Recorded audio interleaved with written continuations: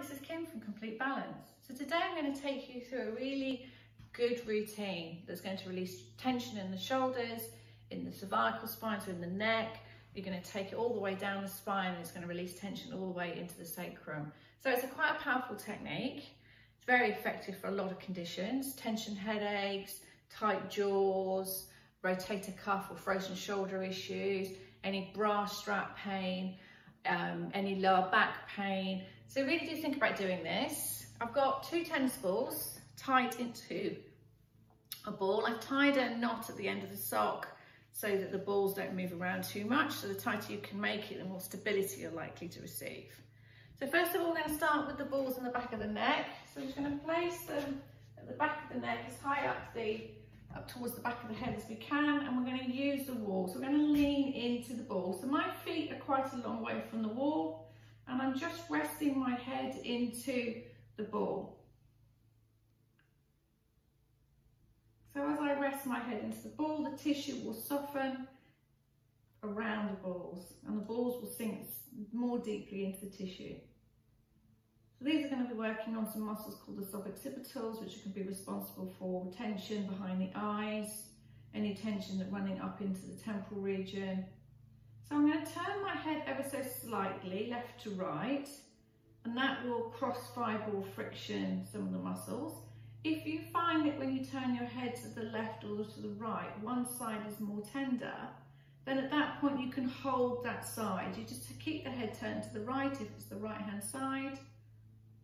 And you're going to wait and hold for between 8 and 15 seconds. And then once that time period is passed, then you bring the head back to neutral, and then you go back to left and right. So I'm going to slowly take the ball down the back of the neck. So I've got my feet away from the wall, and I'm leaning in, and I'm just rocking my head from left to right. Now you can do this with massage balls. You don't necessarily need to go out and buy anything with massage balls. You can just use these 2 tennis balls, or rubber dog balls are just as effective. They're quite hard, rubber dog balls, so do be careful if you're going in, if you're going to use those. I'm going to keep taking the ball down the neck. Now I can get it into a position where I don't actually need to hold it with my hands, and I'm just leaning into it. So we're trying to get the balls to come down either side of the spine. So we're releasing a lot of deep posterior neck muscles. We're also influencing something called the erector spinae, which travels from the back of the neck down, all the way down to the tailbone. And you're going to start working on some of the attachments for the upper shoulder muscles, muscles like the trapezius, the levator scapula, rhomboids. So I'm just turning my head from left to right. The more slowly you can do this, the more effective it is. It's best not done in a rush. And then you can gently just come up and down, remembering to be kind to yourself.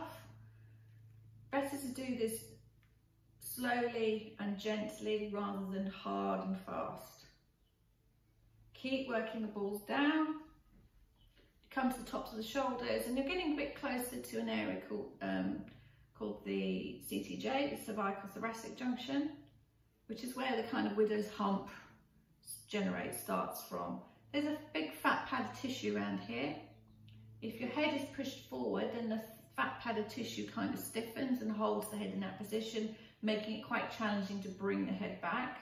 Ideally, the ears should be lined up above the shoulders. That's kind of the optimal position for the head. So we're going to spend a little bit of time working that area. They don't have to be particularly precise. You'll know, you'll feel, you can put your fingers down the spine, you'll feel a bony protuberance. If you work above, below that area, then you kind of know you're in that rough area. And again, you can, now the ball's a bit lower down, you can start to rock the shoulders, rock the body from left to right, up and down. Any movement's generally quite good, just to feel it mobilizing. And as you start doing this, you might start to feel the shoulders are lengthening away from the ears.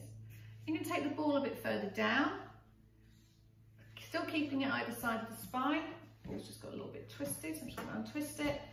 Still keeping the 2 balls either side of the spine, and you're going to go rocking up and down.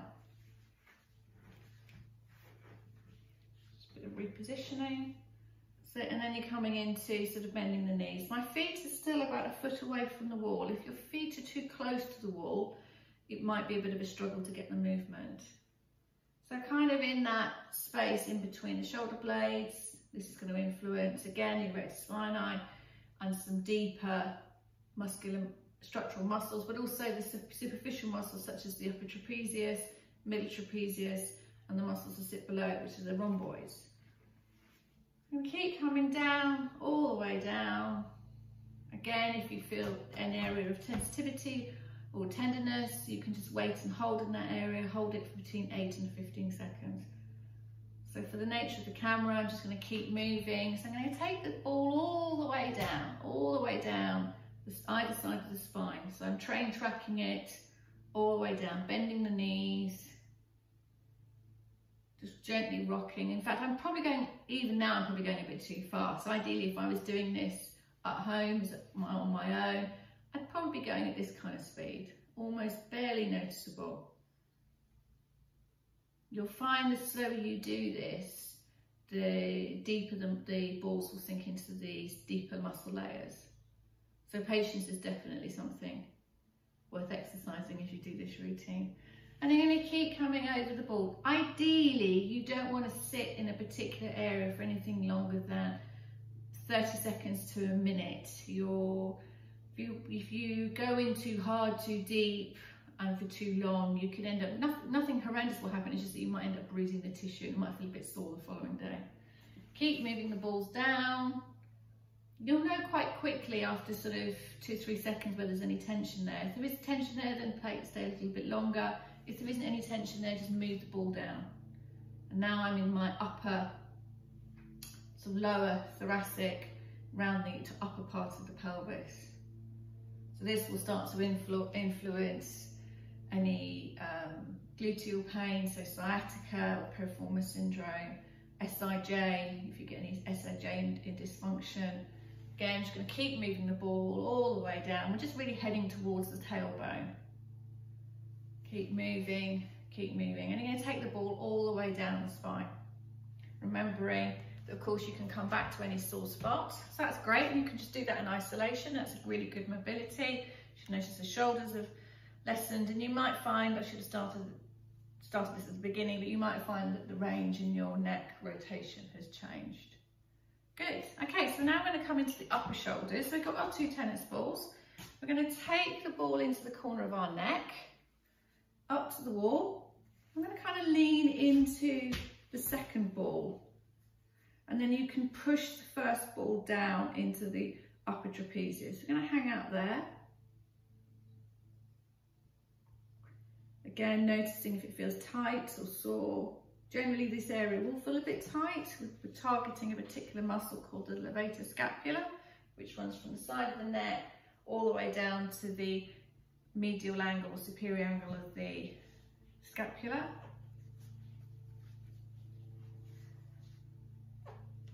Just repositioning it. And having 2 balls together is quite useful because you're working a greater surface area. So if you can get the angle, and it's a bit tricky, so you have to kind of use your imagery. If you imagine the shoulder blade is kind of an inverted triangle, so you've got this long bit along the top, and then you've got the point coming down towards the pelvis. So I'm trying to catch the side nearest to the spine and traveling up towards the neck. So this is a muscle particularly called the levator scapula. And as it sounds, it elevates the scapula, so it raises the shoulder blades up towards the ears. So it's a really good one to release if you've got any upper shoulder tension, any jaw pain. Good. And then I'm going to take the balls and have them horizontally, and I'm going to imagine that I'm trying to run them along the top of that scapular spine. So again, don't get too hung up on, if it feels good, then do it. If it feels bad, then back off. There isn't really an area that you're going to get it wrong. Just keep moving. You can move the body. Good. Just traveling, and I'm just rocking left to right over the ball, so I'm cross-frictioning the fibres. Good. Leaning into the wall at the same time. Keeping my knees nice and soft so that I can go up and down if I want to. Good. And then I'm going to take the ball behind me, and now I'm going to look for my shoulder blade. So I'm going to put the balls quite high up my back.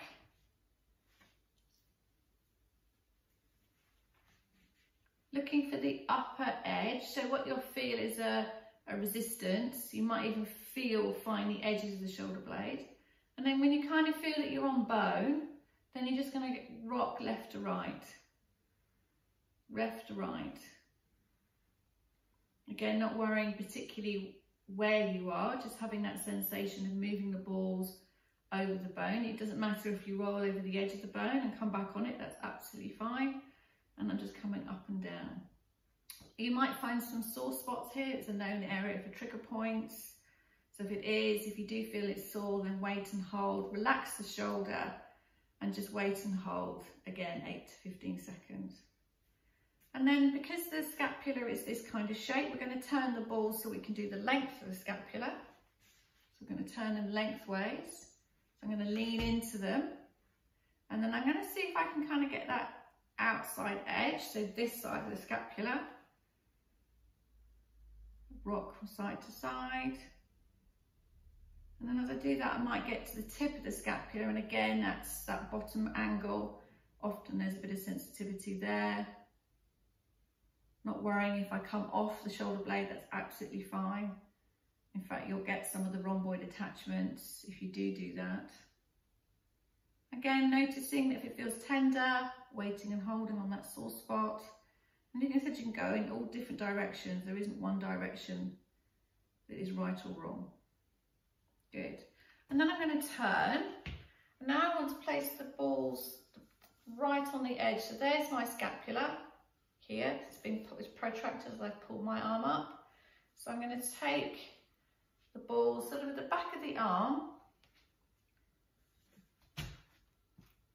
And then I'm going to lean into it. Now, if it's difficult to get your arm above your head, just raise the elbow and then rest your hand on your head. And then lean into it. So I'm leaning my torso into the wall. So I'm just going to keep my arm lifted so you can see the balls.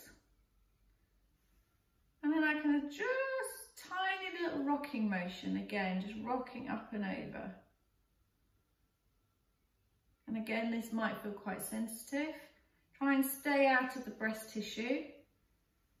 You can go up and down, and then you might find if you come behind the shoulder, so into here, where the crease is, almost where the shoulder crease is, into the armpit, that can actually be quite tender. So do have a sort of investigation there in terms of whether that feels a bit sore. Good. Remembering you can drop the hand onto the head if the arm's too heavy to have up against the wall. Good. Find that sore spot, wait and hold. Take 8 to 15 seconds. And then take the arm down and away. The other place I like to go to is actually into this muscle, the deltoid. So I'm going to place the balls here, and then I'm going to lean into the wall, just leaning in. So you can get the ball to the top of the shoulder even better. You'll get a hold of a couple of muscles in the shoulder that can be a little bit irritated for things like rotator cuff and frozen shoulder. So again, I'm just gently moving the shoulder, or moving the arm, getting a little bit of movement. Remembering that I don't want to go over 6 out of 10 for pain. This wants to be gentle, so I'm relaxing the arm. I'm making a conscious effort to think about relaxing into the balls rather than pushing into the balls. And again, you might find that if you come over the sort of the top of the top of the arm, so through here, that might also be quite sore as well. So just doing the best. You might, as I said, you're finding using the two balls together, it just gives me a little bit more flexibility in the areas that I'm working. Good. If you find an area that's sore, wait and hold. Try to resist temptation to push in deep. Try and let the tissue open up as you soften into it. Good. And that's it. So I've just done one side, did my right side. It would be a good idea if you could do the left side. Takes time. If you find an area that's particularly sore, then perhaps come to it another day. Try not to do it more than twice in one day. And just notice how it feels. Notice how that shoulder feels when you mobilise it compared to this shoulder. Does it feel lighter, a little bit easier? How does reaching feel? And last of all, how does the head turn feel? Because that's usually quite telling. Good. If you've got any questions or you'd like to see any more of my videos, then you can either reach me via my YouTube page, or you can get to me via my website, which is www.completebalance.co.uk, and you can click the YouTube link, or you can email me at info@completebalance.co.uk. So that's info@completebalance.co.uk. Thanks for listening.